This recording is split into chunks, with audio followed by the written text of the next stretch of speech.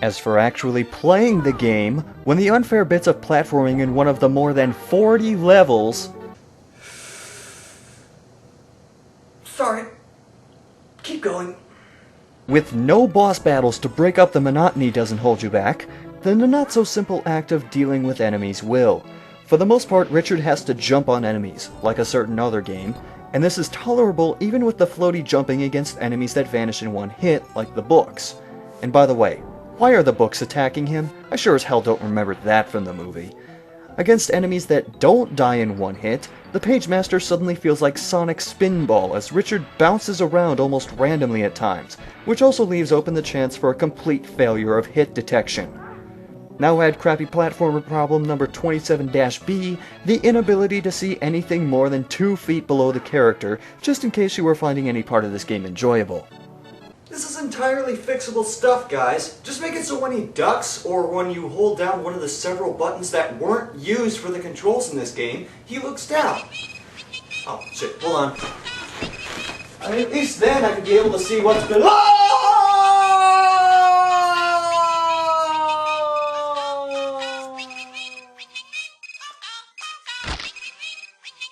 To prevent getting one hit killed by everyone and everything, Richard has several items he can pick up to help him through each level. The most common are these shoes, which let him jump a little higher and sparkle like an insert Twilight joke here. There's also green goo which helps Richard stick to the ceiling, but the most useful items are the weapons. Wait, sorry, I need to be on camera when I say that. The most useful items are the weapons.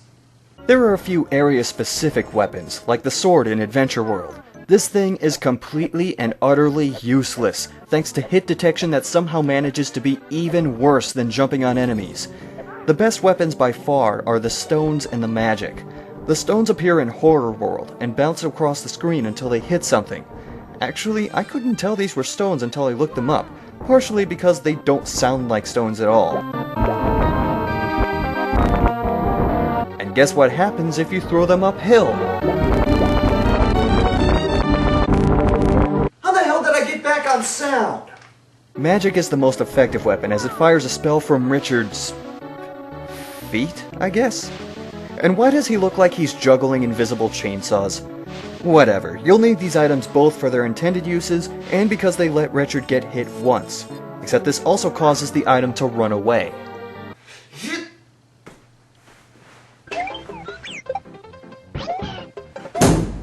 And if, or should I say when, you run out of lives and need to use a continue, you have to start the entire area over from the first level. I all but guarantee this will happen to you at least once, even with checkpoints in certain stages. But let's say you make it to the exit. Good for you! Now you get to experience the flying stages. The idea is to collect bags of fairy dust so Fantasy can help Richard make it to the next area. But if you run out of fairy dust, he somehow gets there anyway. Well, what was the point of that? You know what, never mind. The longer I dwell on this, the more I have to look at this game. So let's just move on. So in the world of fantasy, the levels take place... Wait a minute. There's a level inside the dragon, then climbing the beanstalk that grew out of the dragon, and then back in the dragon? Why the hell would he go back in? Oh no! I forgot the other 7 levels that look exactly like the first 3 levels! Open up, Flammy! Not only were there way too many levels put in for how short they are, but there were too many levels for the designers to name all of them. These names are lame by kindergarten standards. Pools of goo, dragon's spleen, a belly of laughs, bowled over. Bowled over. Bowled. Oh. Bowled!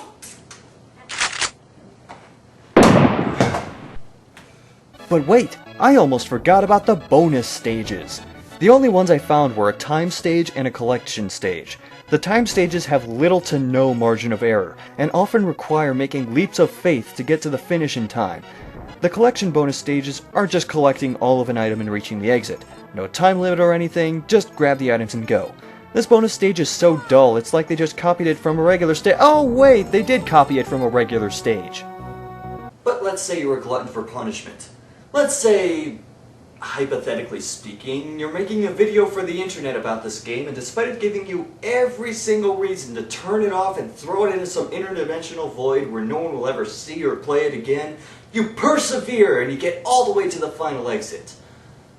Well... Oh gee, thanks. I was hoping my reward would be a creepy old man leering at me. Get ready for end credits? What the hell? Why would I have to get ready for the credits? Get ready for... intermission!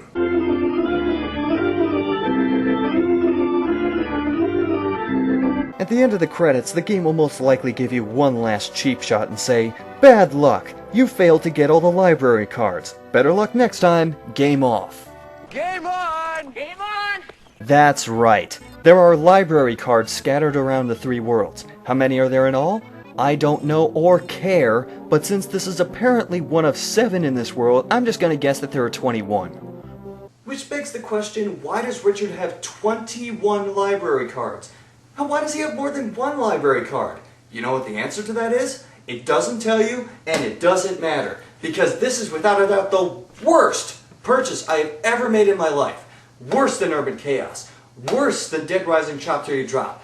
Worse than paying full price for Roadrunner's Death Valley Rally when I was a kid.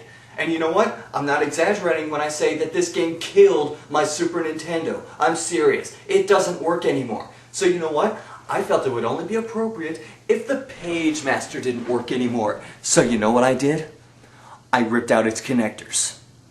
Now that's a little bit of justice for you. God damn it, now I'm thirsty. That would have been it. The review of my life. The video that put me on the map. Actually, it would have just gotten a couple hundred views and angry comments from the few fans the game actually has, but the point remains. There is nothing in hell or on earth that could make the Pagemaster worth buying. Not even if the store clerk begged me, getting out from behind the counter, kneeling with the cartridge in hand, saying, "Don't you want it? Don't you want it? Don't you want it? Don't you want it? Don't you want it? Don't you want it? Don't you want it? Don't you want it? Don't you want it?